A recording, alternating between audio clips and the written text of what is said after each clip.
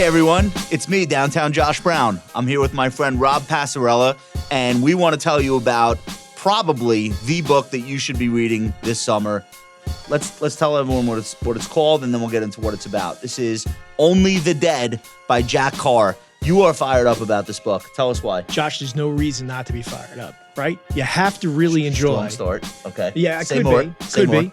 You have to be fired up, only because is that Jack Carr is one of those authors in the thriller space now, unbelievably hot. This is his sixth book. Okay. He's done this 6 times already. Okay. And every time it gets even more intense. Okay. Right? What's his background? So this is, as you see with most authors, they come from a place of where they're writing from experience. Jack was a Navy SEAL for 20 years. Okay, like serious, like this is like real Navy shit. This is a guy who was in the middle of Afghanistan, Iraq, the whole bit. Okay, so the story is also been turned into a Chris Pratt series on Amazon Prime called The Terminal List. Is that based on one of the first books in the series? That's right. The first book was basically a vengeance story, if you will, or getting even for the main character, who's a guy by the name of James Reese. In this case, his team gets wiped out and his family gets wiped out. And of course, it's a secret conspiracy, government cabal and business and the whole bit. Okay. So he takes them out one by one. You love the book? Love the book, love the author. All right. So the book is called Only the Dead, written by Jack Carr, Rob Passarella's favorite author of the moment. And this is available where? Everywhere? Everywhere, obviously, and there's a link in the show notes. It's actually going to point out where you can get it from Simon & Schuster. Okay. I will be reading this summer. Rob might even read it again. Is that true? I've read them all, so I might have to read it again, Joe. All right. Thanks so much. Thanks so much. And please check out Only the Dead by Jack Carr. Hello, everyone, and welcome to a special Independence Day edition of The Compound and Friends. We are so fortunate and honored to be joined by our guest today. I'm going to actually let you guys do your own introduction just to give people some sense of who you are and what you've built. And Scott, I want to start with you. We are in your urban still house here in St. Petersburg. This is a magnificent location. We thank you so much for allowing us to shoot here and record here. And there's just so much history in the room, even though it's really only when did it actually open? The Urban Still House itself. It opened the week COVID hit. Perfect in timing. March of 2020. Wow, Well done on the timing. Scott, tell us about Horse Soldier and tell us about the Urban Still House. Yeah, so there's kind of 2 sides to our story, and like any good movie, I'm going to start right in the middle. We were a bunch of friends who served together, and as the wars were winding down, we were trying to find some reason to stay as friends, and we found out about whiskey. Yes. And the pleasures and joys, and boy, if we'd just make it, we'd save a lot of money. And then it turned into a good business. What we didn't drink, we'd sell. So the Urban Still House here in St. Petersburg is actually in the Tampa Bay area. The headquarters of Special Operations is here. So that's why we ended up retiring out of our 20, 30 years in the military.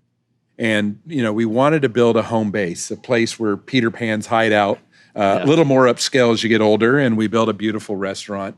And it's a place really for us to bring our friends and family and now new acquaintances into this building. So that's where we're at. We're at the Urban Still House in St. Pete. Okay, and we're going to talk more about special operations and the. I know we started in the middle, but we're going to go backwards. I'd also like to introduce friend of the show, Shirl Penney. Shirl is the founder and CEO of Dynasty Financial Partners. Shirl, tell us a little bit about what Dynasty is, and then we're going to talk more about how you ended up in St. Petersburg as well. Yeah, no, I appreciate Michael, you and Josh coming to our hometown here in St. Pete. And it's an honor to always, it's a lot of fun to spend time with my good friend Scotty, but an honor to be here and to tape this show with an American hero like Scotty Neal. So appreciate the invite. Dynasty Financial Partners is the leading integrated platform provider for RIAs in the country. Founded the business almost 13 years ago. We now have 50 RIAs on the platform all over the United States. 50 RIA firms that are on Dynasty's platform. Yeah, with a total of just under $80 billion of assets under advisement, about 330 advisors. We run all the integrated technology in support of those firms. help them manage the investments, provide capital, debt and equity if they need it for succession or growth capital. We own an investment bank. It's the only full-service investment bank, as you know, in the RIA space. And we have a leads business where it's a newer business for us, but where we're able to introduce individuals who might be looking for a new financial advisor to one that is on the Dynasty Network. So the theme of the show is that the American dream is alive and well. And Scott, I know that's a message that's near and dear to your heart. And the very building that we're sitting in, I think, is the embodiment of that idea. You were not born into a third or fourth generation whiskey distillery empire or anything like that. So before we get into how you built this business and why the lessons are applicable to the audience, tell us a little bit about the unit that you served in and the renown that you guys have earned with your exploits. Yep. So I think we all have a deep memory of 9/11, the day of 9/11. Yes. It was very tragic. It was a lot of uncertainty. How do you communicate it to a child who's watching you for the first time, cry? So I was in the 5th Special Forces Group at Fort Campbell, Kentucky. Our area was the Middle East. We were getting ready to go on a normal rotation in October. World Trade Centers hit, and we were in a planning cell where you don't see a TV, and so we thought it was just a training exercise. They were just telling us the World Trade Center's been hit, and we're like, okay, let's figure this out. And it wasn't until about 4 hours later we saw it for real, but we instantly knew. And within a few days, a plan was put forward to the president, and one was getting the big Army and big Marine Corps to come overland, and a big invasion with airborne and tanks, and it would take 6 to 7 months to orchestrate. And President Bush said that's not soon enough. We need America's response now. So the option was to send small teams of Green Berets and CIA personnel behind the lines to link up with old Mujahideen fighters we had worked with in the 80s against the Russians. And there was no information. There was no target packet. There was a National Geographic. So there was a resistance to the Taliban already in country, but there was no day-to-day contact between American forces. There was, and actually it was a phone call from one of the Mujahideen leaders to a congressional member that had met him in Turkey. Wow. That said, that we've been resisting the Taliban, and so little do we know, by 19 October, 2 small special forces teams were put behind the lines. One of those teams, ODA 595, linked up with General Dostum, who was on horseback, because think about how do you hide from all the old Russian tanks the Taliban had. They were in the mountains on horseback. And that was literally how... Is that Rambo 3? Rambo 3? Right.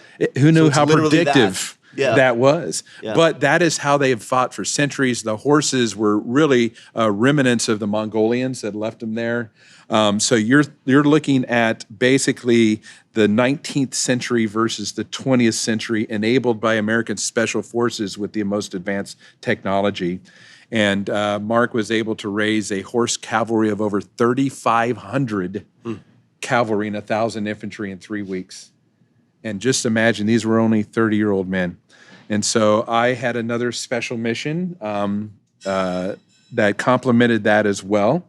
So we served our country in less than 90 days. 90 Green Berets and our CIA partners had overthrown the government of the Taliban and got rid of Al-Qaeda, and we thought it was done. So it's 90 Green Berets, American soldiers, and the rest of that 3,500 strong contingent is Afghans. Afghan on the horses with maybe 2 to 3 bullets attacking tanks. So the juxtaposition, I watched the movie, they made a movie, 12 Strong, I watched it on the airplane over here, of you and them, and there was a great line where one of the soldiers there says, I know you own the land, but we own the air. Yep. And so the combination of the drones, the bombs with the on-ground horses was pretty wild too. So within 90 days, you guys orchestrated America's first response to 9/11 by ousting the Taliban on horseback. Guerrilla warfare 101. Were you a horseback rider? No. Actually, I think most of the guys had really good experience at Walmart with those quarter horses where you put quarters in. But luckily, Mark, who Chris Hemsworth played, he had a rodeo scholarship. His ROTC, the reserve officer. A rodeo scholarship. Yeah, had a rodeo scholarship. Okay. As a young... To NYU? No, Kansas. He was on Most Green Berets are more mountain men. We're not the glamour and the risks that you see on TV. So we hunt, we fish, we camp. And when you send Green Berets, it's not for a day, it's not for a week, it's for till the job's done. And so all you do is encourage them how to fight. We give them the arms. We train their medical people. So we are force enablers. So how does 12 Green Berets to 24 to 36 to 90 raise an army? That's what we're meant to do. And we're doing that in over 55 countries at any time across the globe. So if I could just ask a question. I mean, Scotty's a friend, so we spent some time, talking about this. One of the things that you've always shared with me in this, 4th of July and Independence show, talk a little bit about the Afghan people and how brave they were and how they were so focused on protecting you guys there. They are very simple, uneducated people who probably never been more than a mile from their village. They don't know what America is, let alone, but they understood that their enemy attacked us, so we should be friends. They fearlessly believed they were in the right with their God to charge a tank head on and they would be protected. So whenever you called a battle, it was the most awe-inspiring. Imagine thousands of horses going up and down valleys. Has not been seen since the 1800s. And the character to sit with them and break bread, to learn about their children. And we are friends still to this day. And some of them have come to America and started their life dream as well. Now, Shirl, tell us about your horseback battles. I do actually own a horse racing stable. I know you own some horses. You've seen our probably horses. not riding them into war, though. Yeah, no, Okay. no. I've seen your horses. I'm probably definitely not. Okay, Actually, so you guys met. So Shirl brings Dynasty Financial Partners down to St. Petersburg in 2021. Comes here for lunch. The two of you meet and hit it off. And tell us a little bit about that relationship between obviously Horse Soldier and Dynasty, Entrepreneurs. Scott and Shirl, Yeah. two entrepreneurs, obviously coming from different backgrounds, but with a shared sense of possibility. Both seem like optimists to me, capable operators. You guys have a lot in common from the get-go. yeah, you said it well at the onset. We're both I'm huge. very good at this. Yeah. You're not your first rodeo, right? We're both huge believers in the American dream. My story, as you know, we're friends as well. But I grew up an orphan in the sticks of Maine. My step-grandfather raised me. I was homeless when I was 11, 12, 13. Bought a suit for $13 at the Salvation Army, rode a bus 16 hours to New York. I'd actually never seen a revolving door, an escalator, or an elevator, and fought through that. Ended up, they said, come back for a second round interview. First time I ever flew, they flew me back from Maine, Smith Barney at the time, and worked my way up at Citigroup, and then started, as we talked about, Dynasty a number of years ago. But at Dynasty, one of the things we talk a lot about is we get to live our American dream by empowering others to live theirs, supporting the RAs who then in turn, as you guys do, support your end client. None of us would be able to do what we do without the brave men and women in uniform in our armed service. So just my wife and I have always been huge supporters of various charities around the military, and I'm just always so inspired when I get a chance to spend time with someone like Scotty. So when I came here very early after they'd opened the facility, got to know the guys, certainly inspired by the story, was also inspired by their entrepreneurial tenacity. And as Steve Jobs had famously talked about, it's usually the people who are the most irrational when you're starting a business that end up being the most successful. Because those of us who are entrepreneurs understand if we really sat back and thought about the odds, we'd never do it, right? Thank God nobody told me how hard this was going to be. So you're saying there's a chance. Yes. Okay. Yes. So, we sat down, talked about our backgrounds and the businesses, and instantly became clear that there's a partnership here, right? And that's one of the amazing things about America, right? You have Scotty's, story and background and my story and background, and we can come together in beautiful St. Pete and build a great business partnership. And I was talking with some of Scotty's team members recently, and I was doing kind of back of the envelope. I think I might be your largest client here in terms of dollars spent. But in return, good return on that investment, we have closed in terms of new business, whether it's advisors bringing their clients, or this is usually a stop when we bring a team down to do due diligence on Dynasty. We've closed over $15 billion. I mean, it's a seductive backdrop. In It's a good this spot. facility, right? It's a great place to get to know people. Now right? I'm starting to think that Scotty might need a piece of Dynasty. Yeah. I don't know. When you phrase it that way. It's his No, pursuit. it's just been an incredible partnership that works for both, and our clients, our prospects. I've never brought anyone here that hasn't had a great time. So I want to, Scott, I want to talk about the product. Yep. And Shirl had sent me a bottle, I guess, a year ago or 2 years ago. It went very quickly. It's not just because you're sitting right here. I am a bourbon drinker. It is, without a doubt, one of my favorite spirits I've ever tried. I imagine you hear that from people all the time. You're making it right here and several other places in the United States. But you had absolutely no background in craft distilling anything. Yeah. So it sounds like it was yet another adventurous leap. Yes. That you're after a whole lifetime of adventure. This was the next one, and thank God it paid off. But tell us about that journey of deciding you wanted to start this to where you are today. So, first, when is that point you discover that you have an entrepreneurial streak, right? I can't sit at a desk. I'm smarter than the guy above me, below me, beside me. And, Special Forces Assessment Selection is the American military's way of finding this country's expeditionary entrepreneur. We already had the seeds within us. We just didn't know the language of business. So we thought we were inadequate. And so first step is I found a mentor, and his name was John Coco. So John and Elizabeth and I kind of went on a soul searching for myself adventure in Yellowstone. We went to our first craft distillery and fell in love because it was a husband and wife team. And when you see authentic, somebody just pouring their why they love it, how much they love it, and then the tears of joy of your business, whether it's good or bad or whatever. And so we started going to craft distillery, and then we called another friend we served with, and another, and the roving band got bigger. Now what we had was all of this wicked skill set. How to interview, how to question, what are the right questions to ask. Getting shit done, right? My title was the doer of things. You know what I mean? I get it done. Oh, we have one of those. Don't ask sometimes, we knew but it was we got you. it done. No, not me. Yeah. And we were fascinated that we already had the seeds of the skills of being an entrepreneur, and when you matched it with a good business mentor like Cheryl's been to us as well, you now are unstoppable. So we had no fear. If you could do it, I could do it. If he could do it, I could do it. But what we differentiated ourselves is people think vets, they want to pat you on the head and say good job and here's your car wash company. Thank you for your service. Right. Yeah, no. I want to live the American dream we've been defending. So if it's real for those we're defending it for, I want a shot at the apple.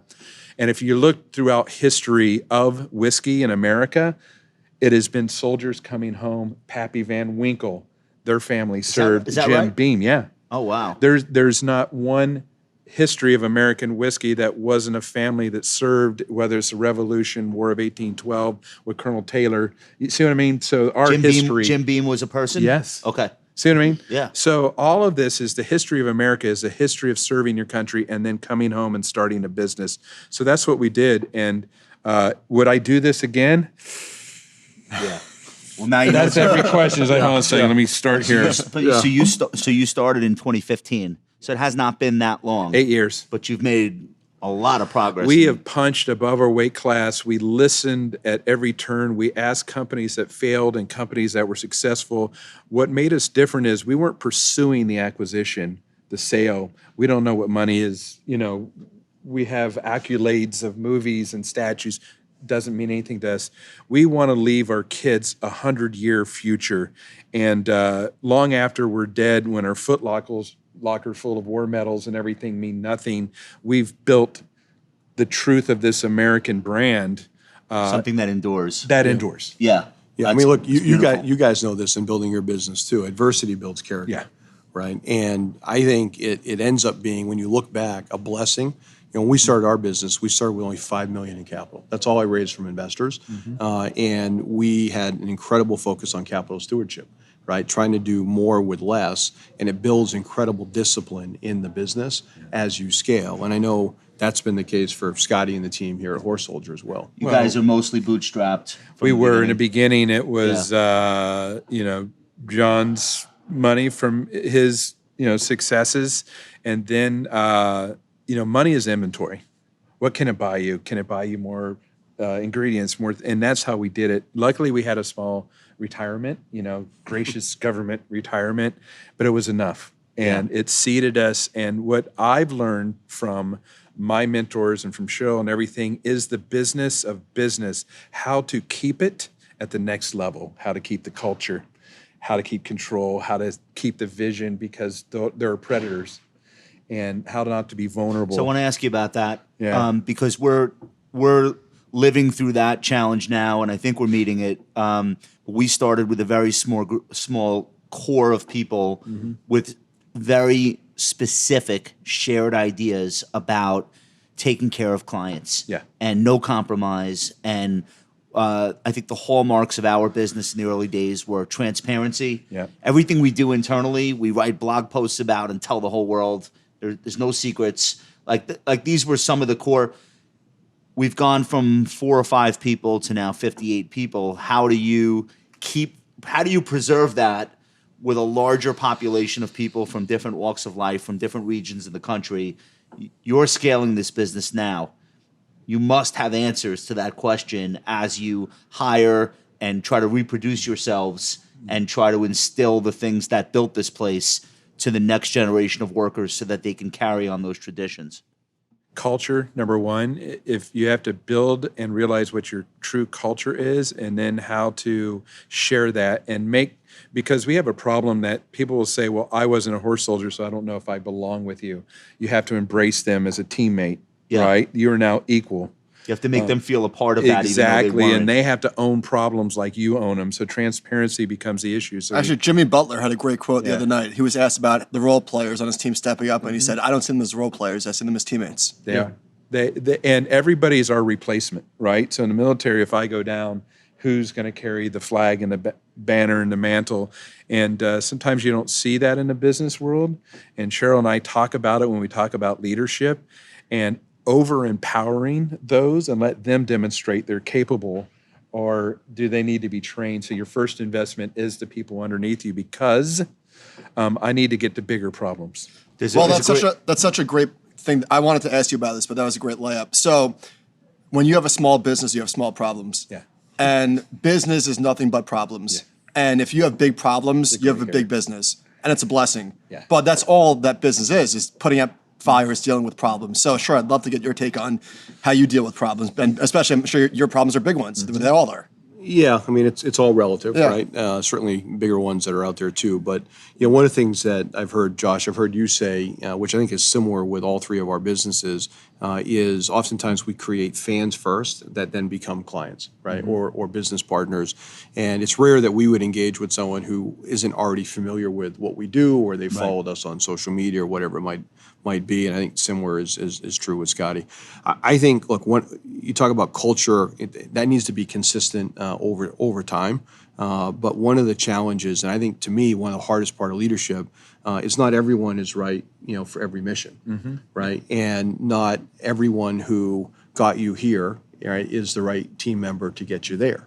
And it's challenging, It's a harsh truth, but it's still a truth. And it's, to me, the hardest part is to have conversations with people that were with you in the early days, right? That brought the grit and determination, and were great to help you launch the business, but may not have the same skill set to lead at scale, right? With a bigger business. And the really exceptional entrepreneurs, and I'm not suggesting that I'm one of those, but are the ones that can navigate through that. I think the biggest issues oftentimes you face really is personnel, in addition to obviously, clients and supply chain and making sure the product stands up to itself, capital. I've studied entrepreneurship a lot. I'm a fellow at the Aspen Institute, and you can really narrow the success of a business down to 4 things: quality of team, quality of the plan, capital, do you have it when you need it, and timing, right? And you think about businesses like Uber, right? Uber 25 years ago, the timing wouldn't have been right. Or timing on a personal level, if you have a sick child at home, right? It's not a good time to go launch a business. But I think it's important for entrepreneurs to take inventory on those 4 things: the team, the plan, capital, right? Which is not just how much you have, but what's the structure, right? How much control do you really have, in timing in the market around you and at home, and keep updating that, because it will change in your business as you grow it over time. Scott, I wanted to ask you in a similar vein to what Shirl is saying. We started. I think we corrected ourselves quickly, but in 21 and 22, so many of the people we hire are remote. Yep. And we meet them. We make it a point to meet them, but it doesn't make it easier. The benefit to that is you can hire the most talented people anywhere. You don't have to rely on a local pool. The negative is, who is this person, and do they really get what we're doing back home? One of the things that I think we started to make a mistake on and then quickly fixed it, we were overly fixated on the skills of the person. The correction was, actually, we can train people and give them skills. Yeah. What we really need is somebody who says, Michael, Josh, Chris, Barry, I'll do anything you guys need. I just need to get into the building. Yeah. Those are our best hires. Yeah. We can give them the skills or help them obtain those skills. We can't train attitude. Yeah. And you mentioned to me, starting this business, you hired people that were not whiskey experts or not experts in how to run a restaurant. Yeah. They came in with the right attitude, which you can't teach. Yep. How important has that been to the growth of Horse Soldier? Very important, because yesterday I had 5 virtual interviews. Right now you're reading a document that says what they wrote down, and you're trying to evaluate, but you don't know it until you see them, meet them, break bread, and you have to rely on the gut. All these intangible things as a leader and an entrepreneurial leader, this speaks to you too, and you have to place that.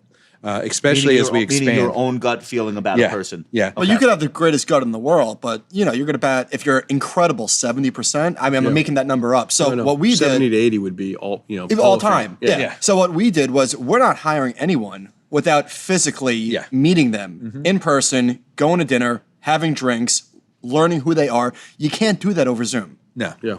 No, because it's a facade, and it's a digital facade. So, but it's a new world. So you've still got the old world of resume recommendation. Then you have the virtual interview. Then you got to spend money, right? Because there's a finalist. Now, we don't have some made-up assessment and selection for hires like we do for Green Berets, but to get past these gates, we try to create metrics and matrices and all these things. At the end, it was still the gut call. What do you think? Yeah. What do you think? Yeah. It needs to be 4 people, and we've been very successful because we combine the reality of where we're at today, but yet that thing that survived us in the battlefield, and that's instincts and guts. That is an equation. So I would say we have a small culture committee. So we don't hire anyone in the organization, at least one person on the culture committee meeting with the person. Anyone who interviews with us would probably say it takes too long because it's expensive to get it wrong. Same. Right, on both sides, right? It's a mutual interview. But we've talked about this. Our mantra is attitude over skills. Not attitude. Is that true? Yeah, it is. At Dynasty has been since we started a business. We kind of stumbled upon that on our own. I didn't realize that you had felt the same way. There's a lot of things that you stumbled on your own. That's true, too. I got that. We're on the same path. And I got it from someone you know as well, from Mike Rapoli. Sure. And Mike was the co-namer of Dynasty. Mike and I came up with the name on my porch in Saratoga, where you've also been a few times as well. But attitude over skills and consistency in the culture, I think is critical. Our internal mantra has been, if it's not an obvious yes, it's a no. And I think nothing can bring down a great organization faster than the wrong hires. Ooh. Yeah. Oh, yeah. We've seen it in here as well. So you think, a bad hire is probably the biggest mistake you can make in a business, because you can't unwind it fast enough. Yeah. Yep. And then if you don't get at it, it becomes cancerous and it destroys. So, you wish you had a lot of do-overs on hires. It just means, once again, your gut was telling you the whole time. We all looked at each other like, yeah, that was, but we did it. Yeah. And, but we're a growing company now. I have to listen to you, because I know how to grow a military organization from nothing, a task force. I don't know how to grow a business. I don't know these road mines. And the mentor part of what Shirl has brought and others that he's brought here, I get to now ask business mentors, hey, I'm about 25, we're going to 35, what should I look for? But there's not a big gap between what you were doing and what you're doing now. I mean, obviously it's different, but in terms of skills and leadership, it's a lot not of the same life-threatening, traits. but it's the rest of your life-threatening. Right. You know what I mean? Now I fear for my legacy and are growing a great business, and I got families of families, right? And that can become nerve-wracking, just like a leader worried about his platoon getting killed. That's just war. Now, a misstep in a business, I've got family of families to think about too. What's in common is that it's still people relying on your decision-making, and the decision-making is never ending. No. And it's trees of decisions. If I make this decision, what are the next 3 decisions that are going to branch off from that? And anyway, I quit. So, You don't go to work. You're always at work. You're always right? at so work. Scotty, Horse Soldier it's a bourbon. Yep. It's a restaurant. What else are you guys doing? What's next? So think Theme about park. a brand. Hey, Boozneyland, right? Think about it. What we're building in Kentucky is our future. So we look at this like a military campaign of 100 years. In 100 years, we will be on every back bar across the world with a small story of those who served our country. But it's a functionally vertically integrated cooperage meets production facility meets marketing arm, and how we're only 8 years into our first 10-year plan. Then our 10-year plan is a 25-year plan. Right. And who is succession? Is it family? Is it board? So now when you say, I got bigger problems, it's because I want to be somewhere in 100 years from now. And I need a good team for 6-month problems. I need a good team for 1-year problems. And I need the freedom to think 25 years ahead. Yeah. And that's where And as you guys know, as entrepreneurs too, one of the best things as your business matures is the next generation, and many of whom are coming in, they're more talented than us, and think about things certainly differently, where they want to take the brand, where they want to take our respective businesses You have and to grow create it that opportunity for them. That's more than just today's opportunity. in ways that you never thought of. And to me, that's incredibly inspiring. That's a great segue, because this is where I wanted to go next. I want to talk more broadly about whether or not the American dream is still alive, why it feels sometimes lately that so few people believe it, or maybe it's just the vocal minority who doesn't believe it, and people are out there pursuing their dream regardless of how the media makes them feel about the state of our country. You guys must have a lot of thoughts on this idea. Scott, you want to take this first? Once again, the pursuit of the American dream, which was how I grew up, right? Parades, Mickey Mouse, all those core tenets of Americana meets patriotism. And now I was on the bush, the front edge of the world, saying, don't you want to be like Americans? And they did, right? People hated us because we were Americans. Now I come home and I see this sense of, misfortune and lethargy. But then I look at immigrants coming in today. We had an Afghan family recently. We pulled out of Afghanistan after, the events of a year or 2 years ago. But yet he's well-dressed. He has a job. His kids are enrolled in school. You know what I mean? Is the American dream for him? Yes, he seized it because he had nothing. When I look at kids today, I worry about the pursuit of the American dream versus the handing of the dream. If you're going to sit by and wait for this American dream to be given to you, you already lost. When I talk to young people and they want to pursue and grab the dream, that's the right attitude. So how do we get those into the function of, starting a business? And it's okay if you start with $1 because you'll make $2. Well, how do we do that? Is it something about how they're coming out of school that might be different from your generation, my generation, or is it something about the popular culture?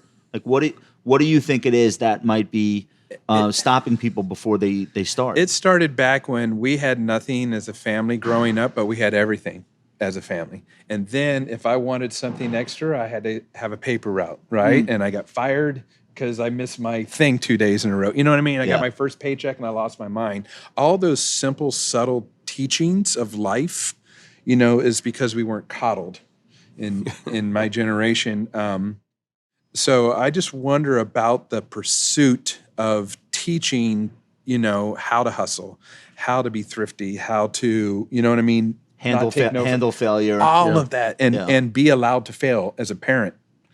I agree that it starts at home, right? So my step granddad had a 5th grade education, and he was handicapped, but he was present, and he was always proximate with me. He was there for every parent-teacher conference, every sports game, and I knew I had at least one person in the world who always had my back. So I'm a big believer in the fact that it takes a community to raise a child, and to me that is part of the American dream. If you want to see it, Josh, live and well, this 4th of July, just like every 4th of July, I'll be in a little fishing village called Eastport, Maine. Eastport is the easternmost point in the United States, happens to be my hometown. There's about 1,500 people in the population. In the War of 1812, the British sailed 12 ships into the port. They had 23 cannons. We had 1. Surrendered without a shot being fired. We lost our independence for 2 years. If you go there today, over 200 years later, on the 4th of July, every single house, every house, does not have a cannon, has a flag. You don't know what people's politics are. Everyone's American, right? Yeah. And they're showing up for the parade. And the Navy ship that comes every year, when they walk through, every person is cheering. It's old Americana. There's 3-legged races, down Main Street, right? That's where, it's not the mainstream media, to your question. If you go and experience it, and there are places like that all across America where I think the American ideal, the American dream is absolutely live and well. That's such a good point. If you get off TV, get off the internet, and you go outside, it's not that f***ing dour. No. Yeah. Like, it's not as bad as we think it is. And it's every generation saying the same thing about the next one. They're losing, whatever. Things aren't that bad once you step outside. I think, for us as a brand now who has a little bit of an American story, just Soldiers Who Served is one great story, but then started something with nothing. There are simple celebrations. And, for us, believe it or not, June 14th is National Flag Day. It's also the Army's birthday and National Bourbon Day. So we start our festive before the 4th of July quite early. But the simple ceremonies, we all kind of grew up, the parades, the flags, the newborn, cousin, everything. I think, as you said, you turn off the technology, you'll actually come back to things that are grounded and more important. And I see a trend, too. I just read a report that kids are now buying flip phones to unplug from digital. They're oversaturated, and they think it's cool to be, I have my Star Tech in a drawer somewhere. Yeah. I should. Hey, it's a saver, Holy crap, who knew? Yeah. So I wanted to ask about the future of both of your businesses. Shirl, let's start with you. So at this point, you are the largest integrated platform for people seeking independence, and most of them are coming from the 5 largest banks, let's say. And the way that you built it 13 years ago, there's been a lot of evolution along the way. Where are you going next? What will you be providing to those RIA firms that join your platform a year from now, 3 years from now, that didn't exist when you first started? Yeah, so specific to the advisors, we certainly want more. I'll come back to that. But the underlying why ties a lot to what we've been talking about here this afternoon, which is, for me, building Dynasty is to play a little part in helping to improve financial wellness in this country, right? If you look at things like the number one cause of divorce, right, is financial stress, right? And we just talked about the importance of family. And if you look at our industry, broadly speaking, it's a product sales business, as you well know, right? And the way you improve financial health in this country is not by selling people more shit they don't need, right? It's starting with financial literacy, education, empowerment around financial advice. And for us, we're trying to help more people who need a quality, independent financial advisor get connected to one of those advisors. And our hope over time is that Dynasty becomes the Good Housekeeper seal of approval for independent advice, right? So there's a lot of independent advisors that are starting to come out there. Some people candidly say they're independent, maybe they're less independent. But if you look for one that's powered by Dynasty, right, then you know that they have great technology, clean compliance, they're well-funded, well-capitalized, and could be a good fit for you. So our 5-year brand arc is headed towards that. Along the way, so almost more consumer-facing, but not in place of the advisor's brand, but really as a complement to the advisor's brand. 100% consumer facing as it's an ingredient marketing play. You could think of NutraSweet. You would think of Intel, I think is even a better example, where Pentium inside. Yeah, powered by Dynasty. Yeah, okay. so it would be your brand powered by Dynasty is how a lot of our advisors are already pushing it out there. So we're a platform brand. I believe it's the era of independence in this country, tied to the American dream, financial independence, independence in wealth management.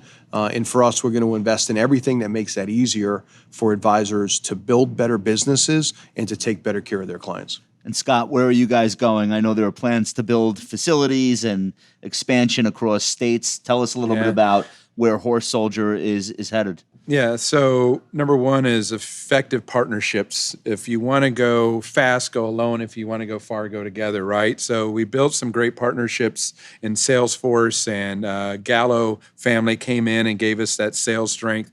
Next, we're coming up to really, which is going to be our distillery, and it's such a major capital project that we've had to fight through inflation and cost of materials. Now, access to those funds in small banks, these are just super problems. But really, this is about storytelling. This, if we just get in front of people and we meet them in communities and we tell them the American dream and great bourbon, we can go against publicly traded companies that have all the money and no story. You can and do. Yeah. Yeah. If you sit with a group of people who love bourbon, and you tell them what's gone into your bourbon and your backgrounds, they're going to be very interested in the brand. Yeah. So if we reach the people authentically, we'll succeed. Okay. And then from there, what's our next horizon is how do we teach other veterans about entrepreneurship through demonstrating that this is what success looks like. Yeah. That is kind of that personal grit behind us that we want to bring this generation to be considered the next great generation that brought this economy back online. What are we drinking? You have our private barrel pick right now. The image on the bottle obviously is the statue at Ground Zero, the American Response I love the pewter emblem. Yes, it's the wives. Everything beautiful. Elizabeth was in the skincare perfume industry. 12 hidden meanings in the bottle. Okay. The molds that form this glass is World Trade Center steel. And when you walked in, you didn't even know our history, did you? Nothing. I only knew of the movie. To be quiet honest. professionals. Yeah. So we are into discovery. So the more you know about us, you drink, the subtleness of us is where you're like, oh my God. And that's the same thing in a restaurant. We're going to build 5 more of the restaurants, and we'll just story tell our way into 100 years from now. So there'll be Horse Soldier Urban Still Urban Still Houses. That's the brand. Okay. So Urban Still House is the restaurant side. Our Meredith, the daughter, runs it. Right. Yeah. There's some compliance issues. We have a real estate side. So I've learned all of this. Diversify. We have a real estate company. We have a bourbon making company. We have a barrel holding company. So it's been fascinating. Watching the complexity of the business grow. At the end of the day, this will tell our story in a remote bar in some Chilean place in Patagonia or somewhere, and they're like, wow, that's ours. Yeah. Scott, just follow-on question. So, Scott, if anyone comes here to St. Pete, obviously they can come to Urban Stillhouse if they can get a reservation. I know it's one of the hardest ones to get in town, but they should also come and view the Rise Monument. Could you tell us what that is? Right next to us, we have the last piece of World Trade Center still recovered. It was under the statue at Ground Zero. Shirl and other generous donors. Kathy Wood as well. Kathy Wood. We're not good at raising money. We're good at executing. Sure. But we had a vision of something that's a phoenix. What came out of 9/11 was something good, right? We all remember the tragedy the day of, and there's 1,000 monuments memorial. When we were presented that gift from the Port Authority, we wanted to show the phoenix coming out of the ashes. How do you rebuild the identity of America? And so right next door, local artists, even children, everybody participated. President Bush donated the trees around it, right? So it is a very somber but yet very positive reflection of us coming out of the crisis of 9/11. Beautiful. Well, I want to thank you guys so much for joining us for this special edition. Well, as I said from the beginning, we're so honored to have you here, and I think it's an important conversation. So thank you to all the listeners, all the viewers, and please, by all means, number one, try the. I know we can't market alcohol per se, but if you happen to be in a liquor store or happen to be in St. Petersburg, how else could people find? I mean, you're everywhere. Yeah, now. yeah. Okay. HorseSoldierBourbon.com. We just opened. We're in 30 states. If you can't find us, HorseSoldierBourbon.com. Okay, over 21 only, of course. Of course. Yes. Guys, this has been amazing. Scott, thank you so much. Thank you very much. Shirl, thank you so much. We really appreciate it. Awesome. Everyone out there listening, watching, make sure you hit the like button. Make sure you subscribe. Please leave us ratings and reviews, and we will be back with you very soon. Happy 4th of July. Happy Yes. Independence Day. Go America.